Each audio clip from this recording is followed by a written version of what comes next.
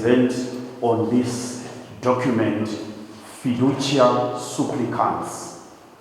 So, my task is to present and try to expose the spirit of this document, knowing that it was never meant to cause any harm. It was never meant to cause any scandal. If anything, it was meant for the good.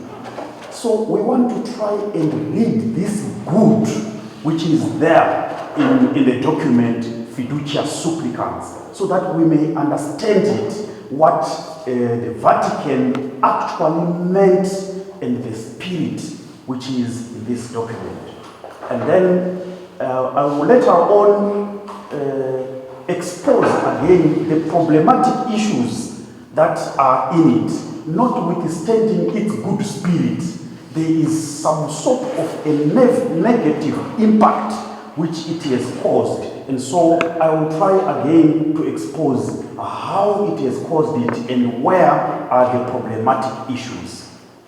So, the first thing to note is that this document, Fiducia Supplicans, is a declaration. It's in the nature of a declaration.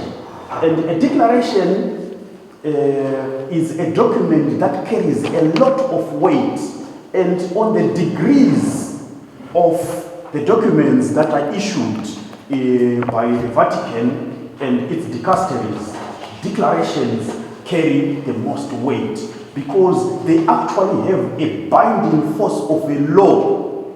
So they have no opportunity they don't give us chance to object to it because it's a law.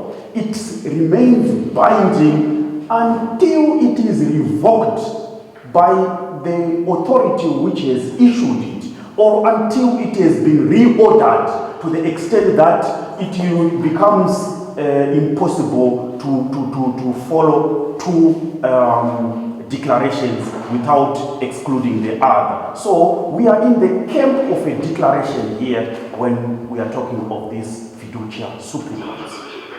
So the cardinal in charge of the dicastery for a doctrine of faith, Cardinal Fernandez, explains in the introductory part of this document that it is bringing some specific innovation, and as an innovation which is contributing to the pastoral meaning of the blessings. So we are expecting in this document some new innovations that are there, something which implies a development from what has been traditionally held in the magisterium concerning the blessings. So we expect to make that and to see what it is.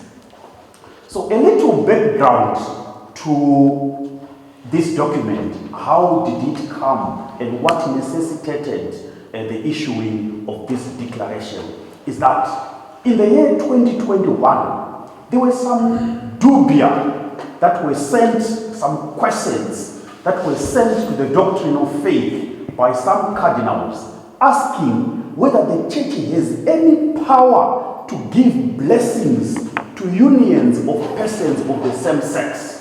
It was a question asked, and the Vatican responded negatively. And when they respond negative, it's just to say, no, it's not possible. So the Vatican responded saying, it is not possible. The church has no power to bless couples of the same sex. And this generated a lot of protests, especially from those countries where it is a common practice to have these couples of the same sex.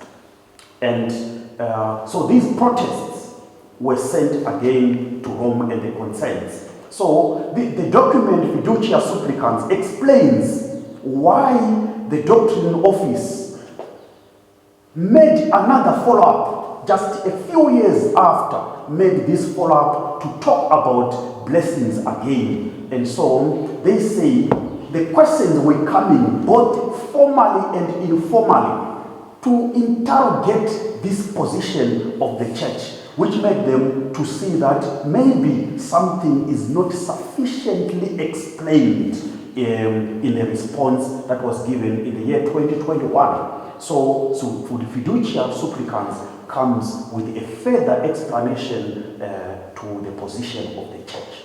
So, what is the position of the church? The document goes on to put things in sections. And the first section talks about the blessing in the sacrament of marriage. Blessings that are done in the sacrament of marriage. And the document is very clear to say the church must rule out anything or any rite or any formal prayer which could create confusion between a legitimate marriage and any form of union which does not have a semblance of a marriage. So those blessings that we give in the occasion of marriage, they are reserved for the sacrament of marriage, nothing else. We are never to use them or to create something which is similar to those blessings and use them for couples or any unions that do not conform to the sacrament of marriage. So it's reserved for that. And it underlines again the validity of the position of the church, the perennial doctrine of the church concerning marriage, that it is a union between a covenant between a man and a woman. And this is perennial and it will never change. And the next section talked about the meaning of the various blessings that are in the church. The various blessings that we find in the church. And it categorizes 3 categories of blessings. The liturgical blessings and those blessings that are found in scriptures. And then the spontaneous or pastoral blessings. And I will break them down for us to understand the meaning of each. So, regarding liturgical blessings, or those blessings that are liturgical, that have a rite, the document is clear, following up again from the 2021 response, that a liturgical blessings requires that what is being blessed should conform to the will of God as expressed in the teachings of the church. So whenever a liturgical blessing is invoked, what is being blessed must have the conformity of the will of God. So even human relationships, when we are blessing liturgically any human relationship, that human relationship, it is necessary that it conforms to the will of God, the design of God in creation as revealed by Christ himself. So for this reason, the church has always considered only those sexual relations that are lived out within marriage to be morally licit and worthy of imparting liturgical blessings. And so the church has no power to give a liturgical blessing to any same-sex marriage or any extramarital affair that is not in marriage. A liturgical blessing is not possible. And this is exactly the response of the 2021 where it was negative. It ended there. Now, further explanations are now given in this document concerning the blessings in Scripture. And the document talks of these blessings in 2 categories: the ascending blessings and the descending blessings. The ascending blessings are those blessings that we as people give to God. Whenever we say, bless the Lord in all times, bless the Lord, it is a blessing that we are rendering thanksgiving to God. So it's a blessing from the creature to the creator, recognizing the power, recognizing the blessings, recognizing the graces that the Lord has given, and admitting our nothingness and thanking the Lord for all he showers on our lives. So this is the ascending blessing. We find it even in the scriptures. And then the descending blessing is the blessing that is coming from God himself as the creator. He gives us blessings and we recognize them. There are so many blessings that come from God, the graces that come from God, the gifts that the Lord bestows in our lives. Those are the blessings that are given to us by God. So in the scriptures we have these two categories, the ascending and the descending blessings. Coming to the third of these types of blessings, we have those spontaneous pastoral blessings. The blessings that the document becomes clear that they must not have any formula. It's just a blessing which is spontaneous, and they take a rather more pastoral approach in blessing. And this is where the position of the document says the church must not restrict much in these blessings, and thorough scrutiny of the worthiness of a person should be avoided.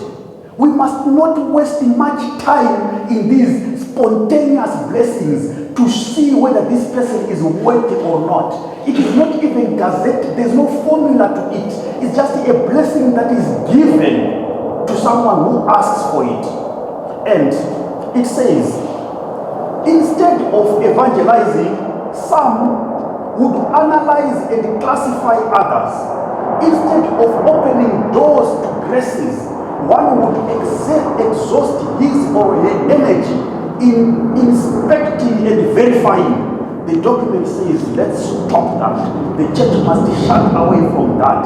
It is a blessing given even to sinners who acknowledge their sinfulness, coming to God, seeking help. They need not be worthy. It's just a spontaneous blessing that is given. So, this is the pastoral spontaneous blessing, which is the third category. Now, following up from this third category, this is where the document points to those who are in irregular unions. Those who have not yet received the sacrament of marriage, who are cohabiting, and those couples in same sex. This is where the church talks of the possibility of blessing them. A spontaneous blessing which is just given when they ask, seeking for it. Now, the possibilities of blessing these irregular unions, they are now in the realm of spontaneous pastoral blessings. And the document becomes very clear again to say the church hierarchy must not legislate on these blessings to say this is the formula. They must not be given any formula to it.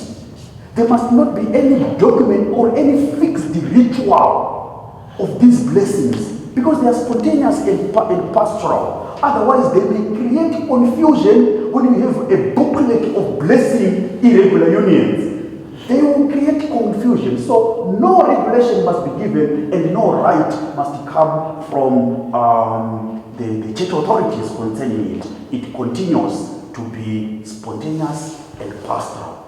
Now, looking at it, you can even notice that this type of blessing can also take the shape of the biblical blessings that we've talked about, those ascending and those descending. Because a couple in irregular union can bless the Lord, can thank God for some gifts, notwithstanding their irregular situation. They can thank the Lord for some gifts that are in their lives. They can bless God. We are not there to restrict them to thank God. They can continue thanking God and they will do that. They are not restricted.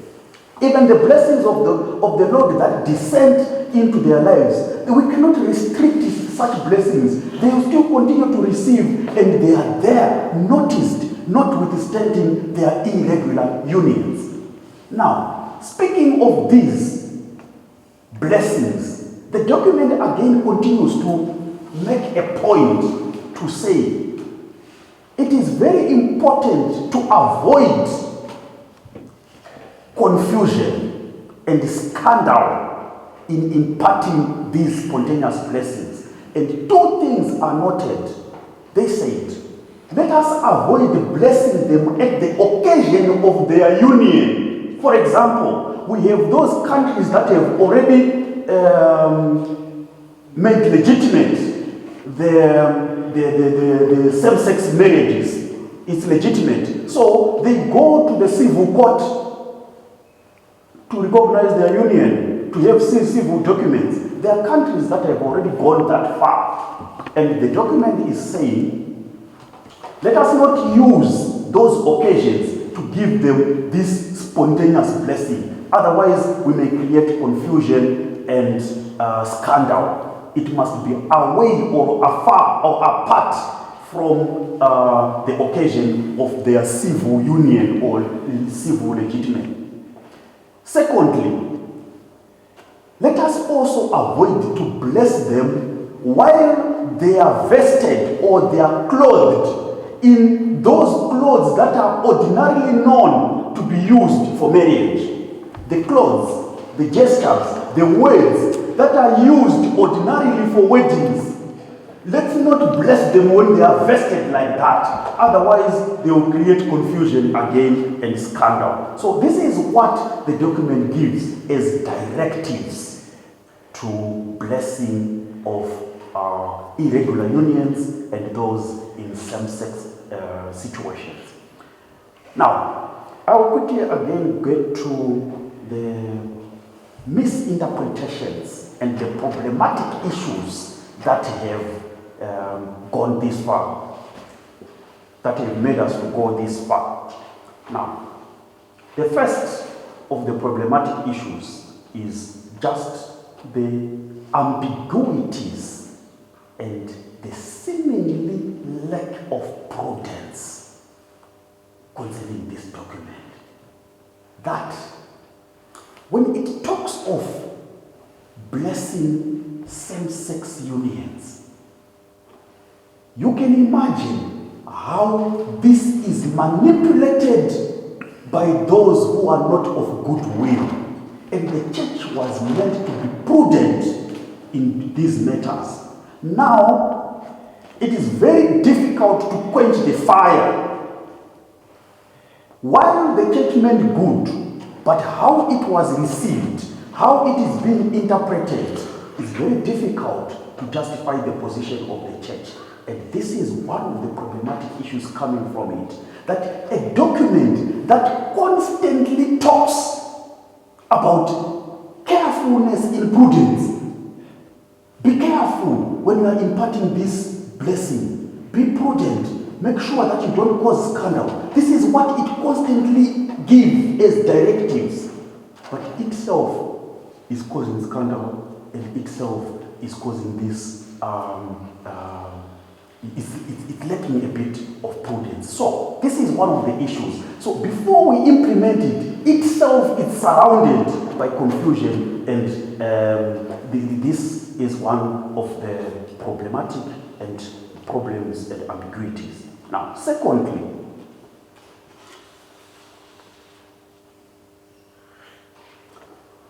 the document Fiducia Supplicans is saying we are bringing some innovation. And looking at what the document then explains as blessings, you will notice that there is really almost nothing new in what it is talking about concerning the blessing of these couples. Because if it's just a spontaneous blessing, which is given non-ritual, these things have been done. These things have always been done. So people are questioning, where is the innovation? Where is the newness of it? Especially which lead it to have the weight of a declaration. We are expecting to see something with a lot of weight. So why make it a declaration when we are failing to find anything new in it? That becomes a problem.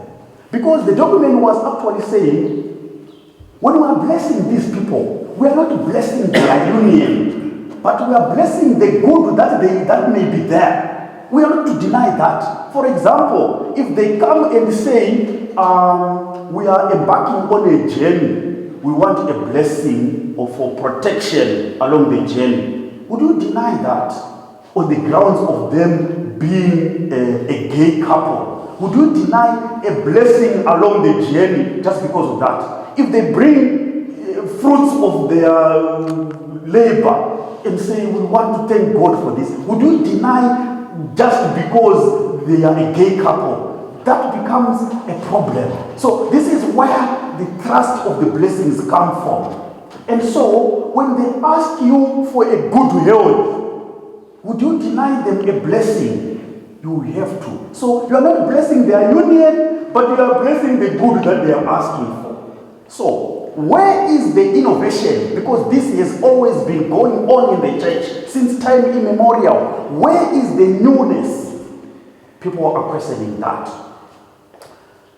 Again, another problematic issue is that the document Fiducia is saying these people are coming, admitting themselves to be sinners before God, and so sinners are also welcome in the church, and this may be a beginning of a new thing. But if we are to really look at the nature of these people, especially those in same-sex unions, do they really admit that they are sinners? Looking at the way they have been so persistent, protesting against the church, looking at the way they have been so much of a problem, wanting their rights in the church, do they really admit that they are wrong? So this condition, which has been put by the document, is a very big if. Because many would argue that they don't see themselves as sinners concerning this matter. That's why they are asking for their rights in the church. That's why some countries have actually succumbed to their pressure. It's because of that. So that again is another problem. And lastly, the document has explained the various types of blessings. But there is one type of blessing that the document has left out. And seemingly, these people find it hidden and all to their advantage. Because I think Mr. Dafana talked about where he has gone, knocking the doors, wanting approval, making sure that things are in order concerning this gathering. And he even made it clear to us to say the bishops who are not here, but they gave us their blessing. What is the meaning of this blessing that they gave us? It's an approval. You say, please go ahead. So when your parents say, please, you have my blessing, they're saying, you have my approval. So, blessing of same-sex couples may also be that. When we say the church is allowed the blessing of same-sex couples, look at where it's being taken. It's another type of blessing which actually is to their advantage. So let us be very careful on that. And this is another problematic issue. And I'd say lastly, but I have another last thing. Because many conservatives are worried that sin itself is very persistent and very patient. And sometimes they know that if you are to ask for $100, it may look like a huge sum of money. And so they will not ask for $100. But if they want $100, what do? They start by asking dollar. May you give us $1, just $1. And you will not see yourself losing $100 as you are giving $1 per week. By the end of the year, you have given these people $100. So, when they are saying just the spontaneous blessing, be very careful. Their aim is to get $100, and they are beginning with $1. Okay, so this is a worry of many conservative Catholics. That be careful, they begin by putting their nose.